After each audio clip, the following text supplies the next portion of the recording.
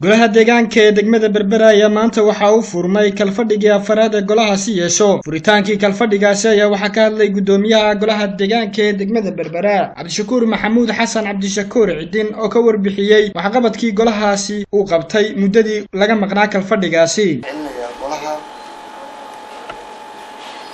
aniga ii doortay xilka ii igmaday igu kalsoonaaday isku keedaba taagay guusha iyo horumarka ay maanta wada laacayaan ay eegayaan dhammaan dowladda Soomaaliland degmooyinka la kufka ah ama kuwa ka horeeya ka dhaqaalaha badan leh waxa suurtageliyay marka qadarka Ilaahay laga yimaado maanta iyo isku xirnaanta iyo kalsoonida goluhu leeyahay aad iyo aad baan ugu mahadcelinayaa maanta guushiisa iyo gabagabadiisa sanadka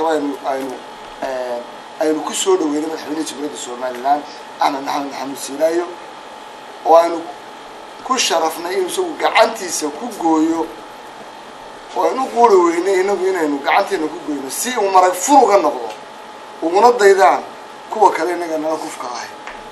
waxaa sidoo kale halkaasi ka hadlay xogayaha fulinta ee dowladda hoose Suhayb Maxamed Cali oo ka warramay ajendaha laga doodi doono kalfadhigaasi. kalfadhigeenani waxa uu focus ka saari doonaa oo goluhu uu ka doodi doonaa laba qodob. qodobka koobaad sida waraaqaha hortiina yaala xildhibaan kasta hortiisa yaala ku cad waa ansixinta miisaaniyadda malawaalka ah ee 2014 oo ansax iyo dhaqangal noqon doonta falanqayntiina iyo ka doodistiina iyo isla qaadashadiina kadib. qodobka labaadna waxa weeye dib u eegista taariifada cashuurta dawladda hoose ee degmada Berbera. Karim Saciid Saalax, Home Cable TV, Berbera.